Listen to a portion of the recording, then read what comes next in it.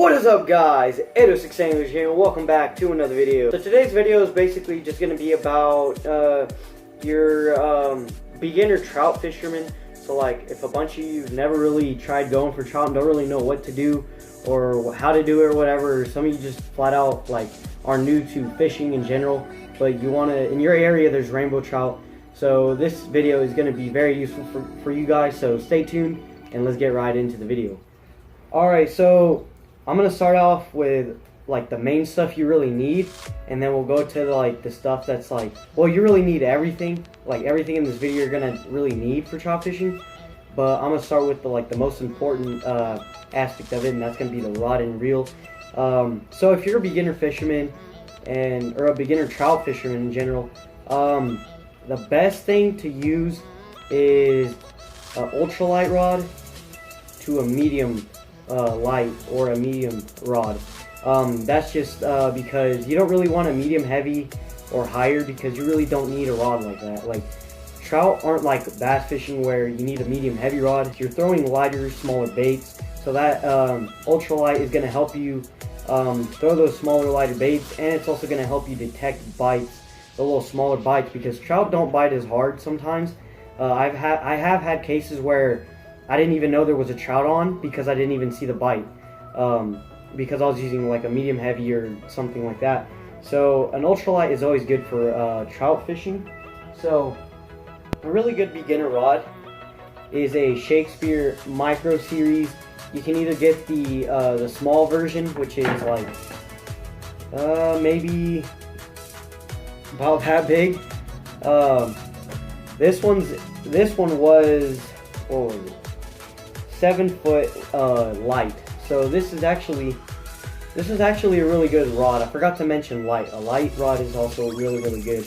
So one thing I liked about this rod is it's a real low cost rod. Now when I'm trout fishing, I'm not going to get the most expensive rod to do this, because usually I lay my stuff down on the floor because I'm using power bait and stuff like that. But this rod cost me like 14 bucks at Walmart, I think. The bad thing is that I'm using another piece from another rod that got ran over by a car. But I accidentally snapped this rod, and it's actually my fault I snapped it. But all in all, before it was snapped, I had no problems with this rod. This rod was a really good rod. I got it from Walmart. You can find them at Academy too, I'm pretty sure, and Gander Outdoors and Cabela's, and all those major fishing retailers and outdoors places where they got fishing. So the reel I have is a Daiwa, I don't even remember the name, it's not really on here. But this reel isn't really, like, if you're staying on a budget, this reel isn't really the best in price wise, because I think this reel was like 50 bucks, and usually if I'm using this reel, I'm probably going to have it on a stand to where it's not touching the ground, so I won't scratch it. So yeah, this is probably a really good rod for you if you want to stay on a budget.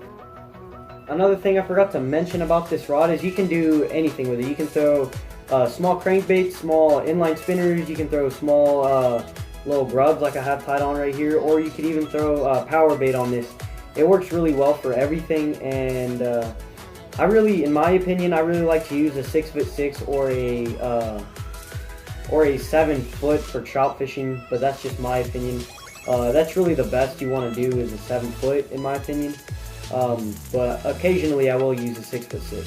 Alright, the next rod is probably one of my favorites, just because it's green, and a few other reasons I'll tell you why. But there is pros and cons to this rod as well. This rod is a little bit expensive, it's got more of a price. It's got a higher price than the other rod. That one was 14. This rod was actually 45 bucks. The rod by itself, I don't really know how much it cost by itself, but this came with a reel. This isn't the original reel. I'll get into that later. But this rod was actually 6'6", and then it's a lot shorter because I had a propane tank be laid on top of it. I was extremely mad. But all in all, it's a really good rod. The one thing I use this rod for the most is power bait fishing. When I use power bait and dough baits like that, because it was designed to use power bait on this rod. It's called the Berkeley Trout Doe series. I don't know how well y'all can see there. Let me get up closer. This lamp is in my way. It says right there. Y'all can't see real well. I'm sorry about that. Here, let me see. Let's focus. There we go. The Berkeley Trout Doe series. So yeah, this rod was mainly designed to use power bait. It's like super flimsy, as you can tell. It's already like bending, like right here. It's like super flimsy. I call this rod the wet noodle because it's like using a wet pool noodle. This isn't really the most ideal rod to use for like lures and stuff, because you cannot get a good hook set at all. Like, you just can't with a lure. I've used it so many times, but I could never just get a good hook set with this rod. For trout fishing, like, or for dough bait fishing, like power bait and stuff like that, that's a different story. But it's still a little bit harder to get a hook set because of how flimsy it is.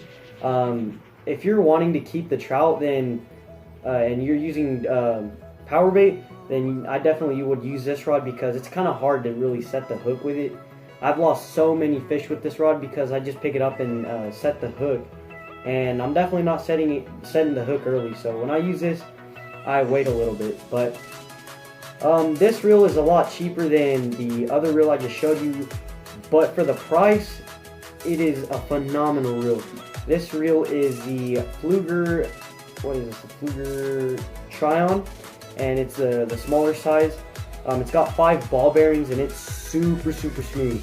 For a $30 reel, you can't go wrong with this. I really love this reel. It's probably one of my favorite trout fishing reels other than the other one. But it's a tie between both of them, definitely for sure. But this one is definitely worth 30 bucks. I've had this for probably about maybe close to 4 years, maybe 3 years, and I haven't had one problem with this reel at all. We're going to be talking about line, okay? And if you're fishing in clear water and rivers and clear lakes, trout are probably one of the most finickiest fish I have ever tried to catch. And I have tested this theory a couple times. If you're not working the bait right, they're not going to bite it. But I definitely would stay away from red lines and yellow lines or any kind of bright colored lines. So for those trout, you don't really need to go over 4-pound test. I really don't see a big deal about it. Honestly, 6-pound test, you'll get away with that.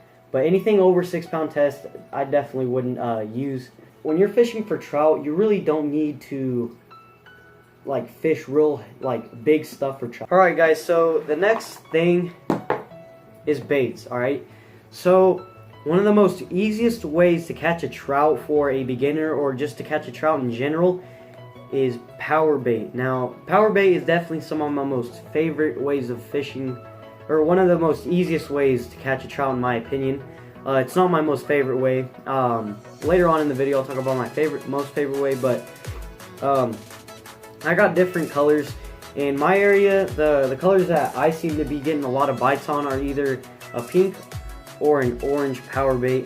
There's different kinds. There's your regular power bait, and you got your garlic scented power baits, and you got your cheese scented power baits.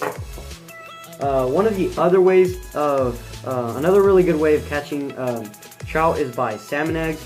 These are salmon eggs by Potski Bait Co. They're called the Fireballs, and that's another really good way to catch trout. So I'm going to show you my favorite way to rig a power bait, a little power bait rig, right? Get you a 1/4 of an ounce slip sinker, and you slide that through your line, and you get a hook.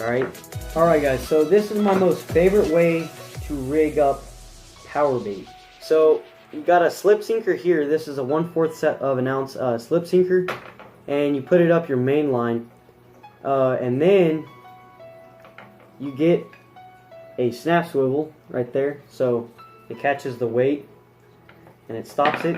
And then you get a leader. It doesn't really matter how long your leader is. You don't want it extremely long, but you don't want it really short either. And then, crap. So you got your leader here, and then you got your small hook. My favorite size hook to use is either a size 10 or a size 8. Those are really good hook sizes. You don't really need the biggest hook for trout fishing. All you have to do now is just get a little ball and cover the hook completely in a teardrop shape. That's what I like to do on my hook. And for salmon eggs, you could do the same rig, or instead of a slip rig, a little slip sinker, you could also use a little small split shot and put it about a foot above your hook. So that's my favorite way of catching a trout. Also, another thing you want to keep in mind, when you're fishing power bait, you kind of want to use a little bit smaller hook. One, because the trout, you kind of need a smaller hook because they're not going to bite on a big hook because they won't fit in their mouth. But you also don't want a hook that's going to weigh down your power bait. This power bait is supposed to sink, so your weight's going to be here and your power bait's going to be there. So you always want a smaller hook to keep your bait floating up in the water column. That way the trout can see it a little bit better. Another effective way to catch a trout is by marabou jig, as you can see here. And basically what I like to do is this one I like to tie it on my rod. I cast it out and I either jig it on the bottom or I just give it small jigs and I reel it in as slow as I can. This is a chartreuse one, and then it's got a little bit of white and chartreuse on the feathers there. I actually custom made this one. Another really good way is to catch trout is on a little tube jig or a grub. You could also use, this is probably one of the most effective ways, other than like the lure and the power bait. I really think this is the most effective way, is a little inline spinner. I got several. This is a little Mepagila. This is a little orange and black rooster tail. This is a rooster tail like pro or something like that. And it's got a bronze blade, chartreuse and bronze skirt, that's chartreuse color. A brown rooster tail. A small golden panther martin.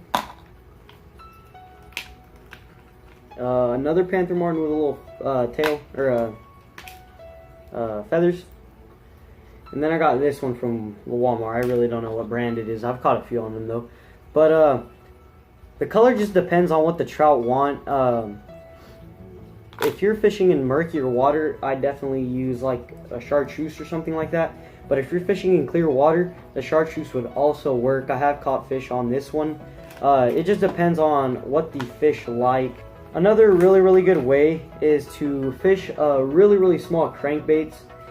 I got different types of crankbaits. Some of these are for a challenge, so I'm not going to really show you those. Go too much into depth. Here's another crankbait that I like to use for trout. Anyways, guys, I know this video might have been a little bit long, but I really hope that you took a lot of this information and you get to go use this out in the water, and then you get to go try to catch yourself your very first trout. These are probably some of the most simplest ways to really catch a trout. The most simple way is probably either to use power bait or an inline spinner. So hopefully you enjoyed these tips. Let me know what you think, and let me know if these tips actually help you catch and land your very first trout. Let me know what other kind of beginner tips you want to see me go over, and also let me know what kind of other videos I could possibly do in the future for you guys. If you want to get a new scale, go ahead and check out the guys at Connect Scale. I will always link them down in the description. Hope you enjoyed this video. Like I said, I just wanted to bring you this video because we're a little less than a month away from trout season here, and I am extremely pumped. I have a lot of cool stuff planned for you guys, a lot of challenges, and I'm actually going to be trying them whether I catch a fish or not. They're going to be going up on the channel. I've never really done like beginner videos, and I feel like this would be very helpful for a lot of you guys that are getting into trout fishing and that don't really know what to do. So yeah, guys, I hope you enjoyed this video. If you do, leave a like. If you're new, subscribe to this channel, and we'll see you on the next one. guys, tight lines.